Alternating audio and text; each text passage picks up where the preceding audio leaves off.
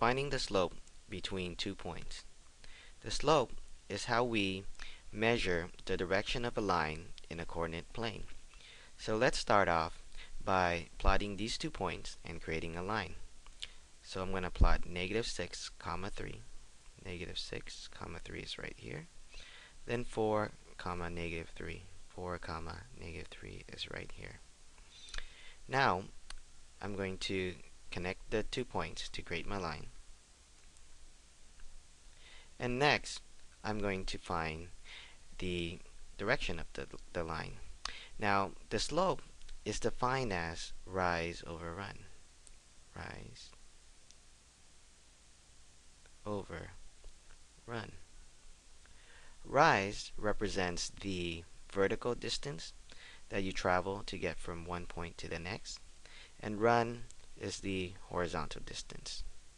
Now, we always travel from the left point to the right point. So let's start with rise. Rise is the vertical distance, so we have to travel down. And run is the horizontal distance, so we got to travel to the right. Now, rise is the vertical distance, and since we travel down, and let's see how far we traveled. 1, 2, 3, 4, 5, 6. So we traveled -6 down. And the reason why I put -6 is we're traveling down.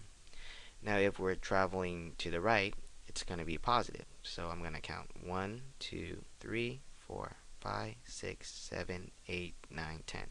And we travel 10 to the right. Now, let's put these two numbers in the fraction form of rise over run. So our rise would be -6, and our run would be 10. Now I should reduce whenever possible. -6 and 10 could be reduced by 2, and that's going to get you -3 over 5. And -3 over 5 is the same thing as -3 over 5. And the slope between these 2 points is -3/5. And this completes my problem. Another way to find the slope between 2 points is to use this formula, y2 minus y1 over x2 minus x1. Now, before using this formula, we should label what's going to be our x1, y1, and x2, y2. Now, I'm going to label my first point x1, y1, and then I'm going to label my second point x2, y2. Now, once I have that label, I will substitute in my formula. y2 minus y1 is -3 minus 3 over x2 minus x1, 4 minus -6.